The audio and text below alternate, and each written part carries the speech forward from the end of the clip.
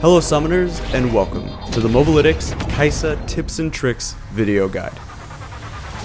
Today, we will be going over League of Legends' new champion, Kai'Sa, and we will be talking about some of her advanced tips and tricks that you can do to instantly become a better Kai'Sa player. We'll talk about a few of her basics, but then we'll go into the tips, tricks, and nuances that you can use to be a much better Kai'Sa player.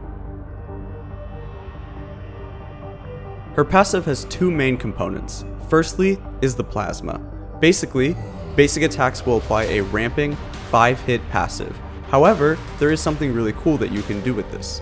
Kai'Sa's passive will not only apply to multiple targets, but it will also allow you to do what we are calling overstacking. Essentially, when you have 4 stacks on someone, you can actually overstack with a W proc or a Ginsu's Rageblade proc.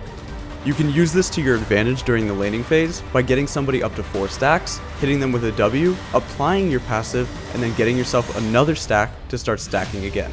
The other part of her passive is called Living Weapon. It will allow you to upgrade your basic abilities once you get some stats. The stats that you will need are 100 AD, 100 AP, and 100% bonus attack speed.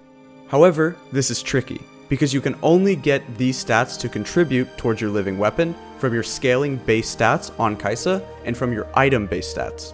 Things such as the passive on Rageblade or Spellbinder will not contribute towards your Living Weapon, and neither will the runes that you pick.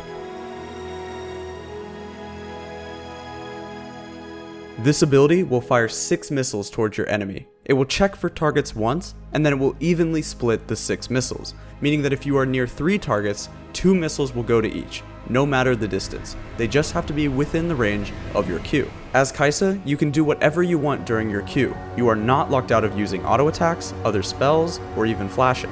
But there are a few tricks that you should know while you're moving during your Q. As we stated before, it will check for targets once, which means that if you are not in range of your Q to hit a long range enemy and walk in range during the Q cast, your missiles will not go towards them. It will only go towards the enemies that were originally in your range. So keep this in mind. Make sure you continue to auto attack during your Q and make sure you position really well.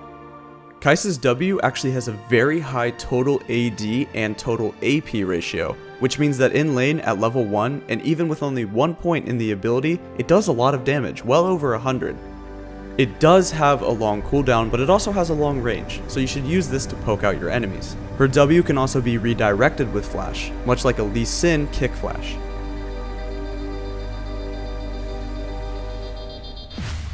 Kai'Sa's E is one of the more tricky abilities to use properly in all of League of Legends, so understanding it and knowing its strengths and weaknesses will go a long way to making you really good at Kai'Sa. Firstly, the E does lock you out of using everything but your summoner spells, so using this ability properly will make you understand the importance of this fact. The idea should be to use this ability to close the gap with the movement speed buff that it gives you, and then start auto attacking with the attack speed buff, which does last for a long time, 5 seconds. If you do try to use this too early, you'll lose the movement speed, but if you use it too late or during the middle of a fight, you'll be locked out of your autos and other abilities. It is vital if you want to play Kai'Sa very well to use this properly. Her ultimate is a pretty simple ability. You hit them and you apply your plasma, and then you can dash to them and gain a shield. This basically means that you can do some really cool things, such as Wing and then ulting to catch up to them. But there are a few nuances. Firstly, you should know that you always get the shield on cast, and you do not have to reach your location to get the instant shield. Secondly, understand that the max W range is higher than the maximum R range until you reach level 16. This means that at level 6 and level 11, even if you hit the W, you will not be immediately within your R range. And finally, you can do a really cool Reddit looking play by flashing out of your R. If you travel a big distance with your R, you do not need to reach the final location to flash. You can do this, bait your enemy to thinking that you're going to go one way, and then immediately flash the other way to dodge a skill shot. In general though, you can use your R to dodge skill shots, and you can make some pretty cool faker looking plays.